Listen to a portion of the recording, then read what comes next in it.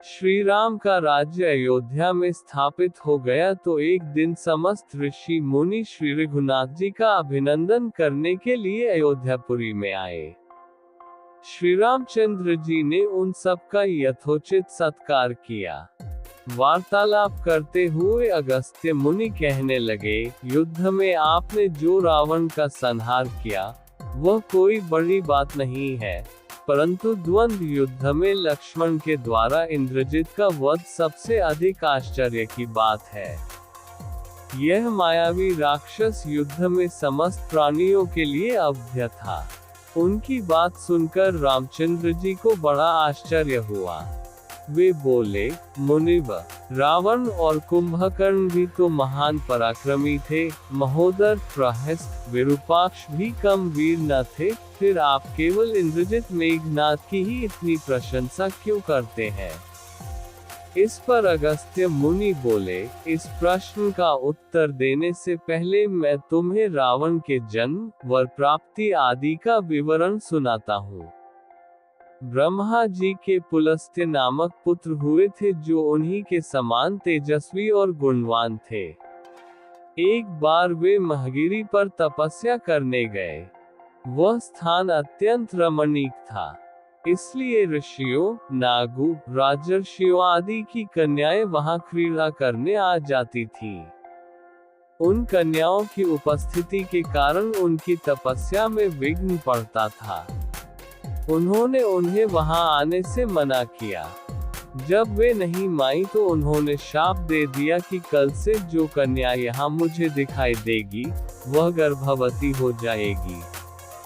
शेष सब कन्याओं ने तो वहां आना बंद कर दिया, परंतु राजर्षि तृणबिंदु की कन्या शाप की बात से अनभिज्ञ होने के कारण उस आश्रम में आ गई और महर्षि के दृष्टि पड़ते ही गर्भवती हो गई। जब तृणबिंदु को ये बात मालूम हुई तो उन्होंने अपने कन्या को पत्नी के रूप में महर्षि को अर्पित कर दिया। इस प्रकार विश्रवा का जन्म हुआ जो अपने पिता के समान वेदविद और धर्मात्मा हुआ। महामुनि भरद्वाज ने अपनी कन्या का विवाह विश्रवा से कर दिया। उनके वैश्रवण नामक पुत्र हुआ। वह भी धर्मात्मा और विद्वान था। उसने भारी तपस्या करके ब्रह्मा जी को प्रसन्न किया और इंद्र तथा वरुण के सदृश लोकपाल का पद पाया। फिर उसने त्रिकूट पर्वत पर बसी लंका को अपना निवास स्थान बनाया और राक्षसों पर राज्य करने लगा। श्री राम ने आश्चर्य से पूछा, तो क्या कुबेर और रावण से भी पहले लंका में मांसभक्षी राक्षस रहते थे? फिर उनका पूर्वज कौन था? ये सुनने के लिए मुझे कौतूहल हो रहा है। अगस्त्य जी बोले, पूर्व काल में ब्रह्मा जी ने अनेक जल जंतु बनाए और उनसे समुद्र के जल की रक्षा करने के लिए कहा। तब उन जंतुओं में से कुछ बोले कि हम इसका रक्षण रक्षा करेंगे और कुछ ने कहा कि हम इसका यक्षण पूजा करेंगे। इस पर ब्रह्मा जी ने कहा कि जो रक्षण करेगा वह राक्षस कहलाएगा और जो यक्षण करेगा वह यक्ष कहलाएगा। इस प्रकार वे दो जातियों में बढ़ गए। राक्षसों में हेती और प्रहेती दो भाई थे। प्रहेती तपस्या करने चला गया, परंतु हेती ने भया से विवाह किया जिससे उसके विद्युत्केश नामक पुत्र उत्पन्न हुआ। विद्युत्केश के सुकेश नामक पराक्रमी पुत्र हुआ। सुकेश के माल्यवान, सुमाली और माली नामक 3 पुत्र हुए। तीनों ने ब्रह्मा जी की तपस्या करके यह वरदान प्राप्त कर लिए कि हम लोगों का प्रेम अटूट हो और हमें कोई पराजित न कर सके। वर पाकर वे निर्भय हो गए और सुरों, असुरों को सताने लगे। उन्होंने विश्वकर्मा से एक अत्यंत सुंदर नगर बनाने के लिए कहा। इस पर विश्वकर्मा ने उन्हें लंकापुरी का पता बताकर भेज दिया। वहां वे बड़े आनंद के साथ रहने लगे।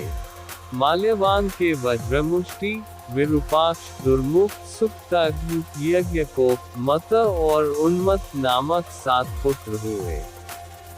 सुमाली के प्रहस्त्र, अकंपन, विकट, कालिकामुख, धूम्राक्ष, दंड, सुपार्श्व, सहनादी, प्रधस एवं भारकर्ण नाम के 10 पुत्र हुए। माली के अनल, अनिल, हर और संपाति नामक 4 पुत्र हुए। ये सब बलवान और दुष्ट प्रकृति होने के कारण ऋषि मुनियों को कष्ट दिया करते थे।